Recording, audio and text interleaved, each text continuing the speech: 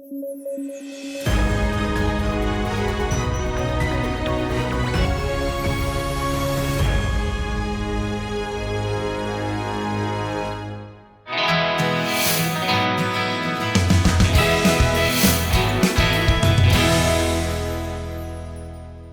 News at 9 programme में आपका स्वागत है। मैं हूं अमृत उपाध्याय। आइए जल्दी से देखें आज के हेडलाइंस। पहली लोकसभा के गठन की तारीख आज। 1952 में गठित हुई थी पहली लोकसभा, जनता की सभा के नाम से है मशहूर।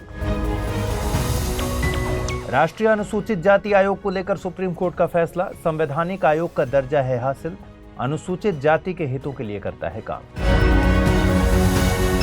और वर्ल्ड हीमोफीलिया डे आज। रेयर ब्लड डिजीज है हीमोफीलिया, ब्लड क्लॉटिंग में आती है समस्या।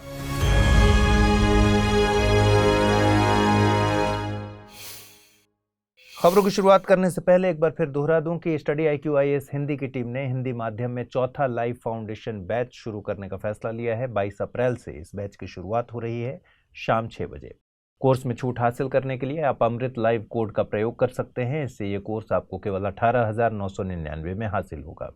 इस कोर्स से जुड़ी ज़्यादा जानकारी लेने के लिए डिस्क्रिप्शन बॉक्स में देखिए, वहाँ एक लिंक होगा, उस पर क्लिक कीजिए, वहाँ जानकारी भी ले सकते हैं और एडमिशन भी।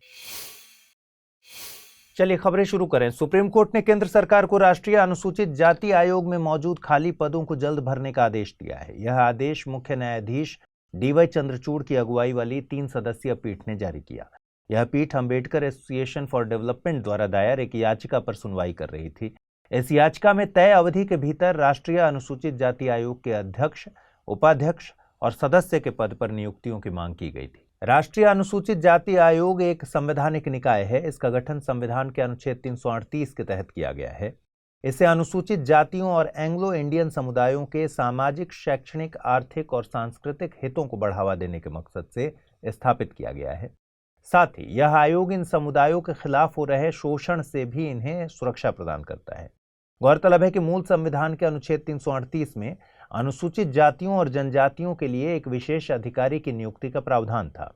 1990 के 65वें संविधान संशोधन अधिनियम के द्वारा विशेष अधिकारी के बदले एक उच्च स्तरीय बहुसदस्यीय राष्ट्रीय अनुसूचित जाति एवं जनजाति आयोग की स्थापना की गई। फिर 2003 के 89वें संविधान संशोधन अधिनियम के द्वारा इस राष्ट्रीय आयोग को 2 भागों में विभाजित कर दिया गया और अनुच्छेद 338 के तहत राष्ट्रीय अनुसूचित जाति आयोग और अनुच्छेद 338A के तहत राष्ट्रीय अनुसूचित जनजाति आयोग को स्थापित किया गया। अभी राष्ट्रीय अनुसूचित जाति आयोग में एक अध्यक्ष, एक उपाध्यक्ष और 3 अन्य सदस्य हैं।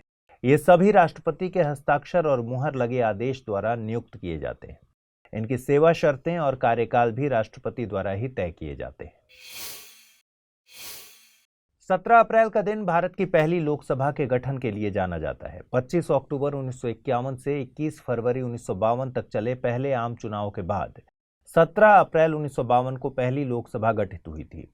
लोकसभा का पहला सत्र 13 मई 1952 को आयोजित किया गया था। पहली लोकसभा के स्पीकर GV मावलंकर थे। वहीं पहली लोकसभा के डिप्टी स्पीकर का पद अनंत शयनम अयंगर को हासिल हुआ था। लोकसभा नाम से स्पष्ट है, जनता की सभा। यह जनता द्वारा प्रत्यक्ष तौर पर चुने गए प्रतिनिधियों की सभा होती है। इसे लोकप्रिय सदन या पॉपुलर चैम्बर के तौर पर भी जाना जाता है। दरअसल वयस्क मताधिकार के आधार पर चुने गए प्रतिनिधियों से बनी सभा के कारण लोगों में इसकी पहचान लोकप्रिय सदन के तौर पर हुई है। संविधान में लोकसभा के सदस्यों की अधिकतम संख्या 552 तय की गई है। इसमें 530 सदस्य राज्यों से, वहीं 20 सदस्य संघ शासित प्रदेशों के होते हैं। 104वें संविधान संशोधन अधिनियम 2019 के लागू होने से पूर्व तक 2 सदस्य एंग्लो इंडियन कम्युनिटी से चुने जाते थे। राज्यों के प्रतिनिधि विभिन्न निर्वाचन क्षेत्रों से लोगों द्वारा प्रत्यक्ष तौर पर चुने जाते हैं। वोट देने की एज को 61वें संविधान संशोधन अधिनियम 1988 द्वारा 21 साल से घटाकर 18 साल कर दिया गया था। लोकसभा अधिकतम 5 सालों के लिए चुनी जाती है। आमतौर पर इसकी अवधि आम चुनाव के बाद हुई पहली बैठक से 5 साल के लिए होती है। हालांकि इसे 5 साल से पहले भी डिसॉल्व किया जा सकता है। इसका अधिकार राष्ट्रपति के पास है। इसे कोर्ट में चैलेंज नहीं किया जा सकता। ऐसा 2 स्थितियों में होता है। पहला, प्रधानमंत्री राष्ट्रपति को डिसॉल्व करने की सलाह दें। दूसरा, यदि कोई दल या गठबंधन सरकार न बना सके।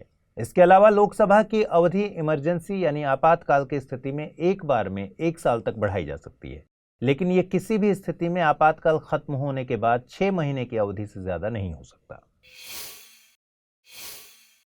केंद्र सरकार ने APPI यानी पशु महामारी तैयारी पहल और animal health system support for one health launch किया है। इसे भविष्य में होने वाली पशु महामारी के खिलाफ भारत की तैयारियों को बढ़ाने और जानवरों से मनुष्यों में फैलने वाले जूनोटिक रोगों को रोकने के मकसद से लाया गया है। यह पशु महामारी तैयारी पहल पशु चिकित्सा सेवाओं और बुनियादी ढांचे, रोग निगरानी क्षमताओं और पशु स्वास्थ्य पेशेवरों की क्षमता को बढ़ाने और किसानों के बीच सामुदायिक पहुंच के माध्यम से जागरूकता में सुधार करने में मदद करेगी। गौरतलब है कि पशु महामारी तैयारी पहल के प्रमुख तत्वों में एकीकृत रोग निगरानी, प्रारंभिक चेतावनी और प्रतिक्रिया, टीका या निदान, अनुसंधान और विकास तथा वित्त पोषण और नियामक ढांचे के साथ समन्वयन शामिल है।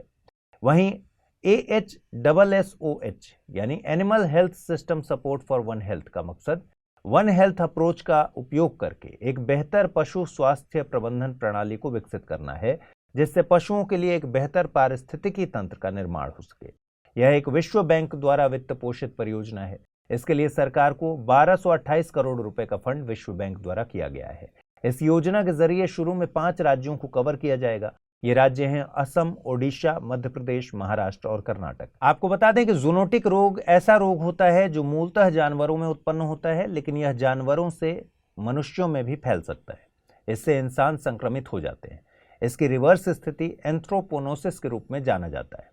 मतलब ये कि एंथ्रोपोनोसिस मनुष्यों में पैदा होने वाला ऐसा संक्रामक रोग है जो अन्य जानवरों में भी फैल सकता है। 17 अप्रैल को हर साल विश्व हीमोफीलिया दिवस मनाया जाता है। इस दिन को फ्रैंक स्नेबल के जन्मदिन के दिन मनाया जाता है। फ्रैंक स्नेबल को वर्ल्ड फेडरेशन ऑफ हीमोफीलिया की स्थापना के लिए जानते हैं। इस दिन को मनाने का मकसद इस ब्लड डिसऑर्डर के बारे में लोगों में जागरूकता फैलाना है। Centre for disease control and prevention के मुताबिक हीमोफीलिया एक आनुवंशिक बीमारी है। इसमें ब्लड में थ्रोम्बोप्लास्टिन की कमी से चोट लगने पर खून का थक्का नहीं जमता। इस रोग से पीड़ित व्यक्ति को हल्की सी चोट लगने पर भी खून बहना नहीं रुकता। ब्लड में मौजूद प्रोटीन, जिन्हें क्लॉटिंग फैक्टर के नाम से जानते हैं, ब्लीडिंग रोकने में मदद करते हैं। हीमोफीलिया से पीड़ित व्यक्ति में फैक्टर 8 और फैक्टर 9 की कमी होती है। हीमोफीलिया के 2 प्रकार होते हैं, हीमोफीलिया ए और haemophilia B. Haemophilia A clotting factor 8 की कमी से होता है, जबकि हीमोफीलिया बी क्लॉटिंग फैक्टर 9 की कमी से होता है। हीमोफीलिया ए को क्लासिक हीमोफीलिया कहते हैं। हीमोफीलिया बी क्रिसमस डिजीज के नाम से भी जाना जाता है। हीमोफीलिया एक रेयर ब्लड डिजीज है।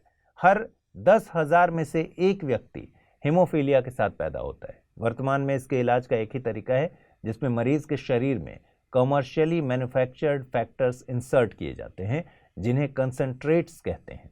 ब्लड लॉस को रोकने के लिए मरीजों को ये फैक्टर्स रोजाना इंसर्ट करने को कहा जाता है। ये रोग आमतौर पर पुरुषों में पाया जाता है।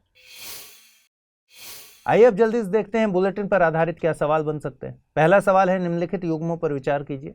7 अप्रैल विश्व स्वास्थ्य दिवस, 17 अप्रैल विश्व हीमोफीलिया दिवस, 22 अप्रैल विश्व पृथ्वी दिवस, 24 अप्रैल राष्ट्रीय पंचायती राज दिवस। उपर्युक्त में से कितने युग्म सही सुमेलित हैं? केवल 1, केवल 2, केवल 3 या फिर 4? अगला सवाल है, निम्नलिखित कथनों पर विचार कीजिए। हीमोफीलिया एक आनुवंशिक रोग है। यह एक रेयर ब्लड डिजीज है। वर्तमान में हीमोफीलिया का कोई इलाज उपलब्ध नहीं है। उपर्युक्त में से सही कथन या कथनों को चुनना है। केवल 1 और 2, केवल 1 और 3, केवल 2 और 3 या फिर 1, 2 और 3। आइए देखें पिछले बुलेटिन में मैंने आपसे क्या सवाल पूछे थे और उनके सही जवाब क्या हैं। पहला सवाल था, निम्नलिखित में से सही युग्मों का चुनाव कीजिए। एक तरफ देश, दूसरी तरफ राजधानी। Mozambique, Maputo, Senegal, Dakar, New Zealand, Wellington. कितने युग्म सही सुमेलित हैं ये बताना था। केवल 1, केवल 2, केवल 3 या फिर इनमें से कोई नहीं। सही जवाब है इसका विकल्प सी, यानी तीनों युग्म सही सुमेलित है। अगला सवाल था, निम्नलिखित कथनों पर विचार कीजिए। डॉक्टर भीमराव अंबेडकर ने लंदन में आयोजित तीनों गोलमेज सम्मेलनों में हिस्सा लिया था। बूजी ब्रिज असम और बांग्लादेश को जोड़ता है। इसमें सही कथनों को चुनना था। केवल 1, केवल 2, 1 और 2 दोनों, न तो 1 न ही 2। सही जवाब है विकल्प ए, यानी केवल पहला कथन सही है। बूजी ब्रिज मोजाम्बिक में है। तो आज पूछे गए सवालों का जवाब जरूर कमेंट बॉक्स में दीजिए। आपको ये प्रोग्राम कैसा लगा ये भी बताइए। और अगर आप इस बुलेटिन की पीडीएफ हासिल करना चाहते हैं तो अमृत उपाध्याय 007 टेलीग्राम चैनल पर जाइए, जहां इसकी पीडीएफ रोजाना मिलती है। ख्याल रखिए, ठीक से पढ़ाई कीजिए। नमस्कार। है।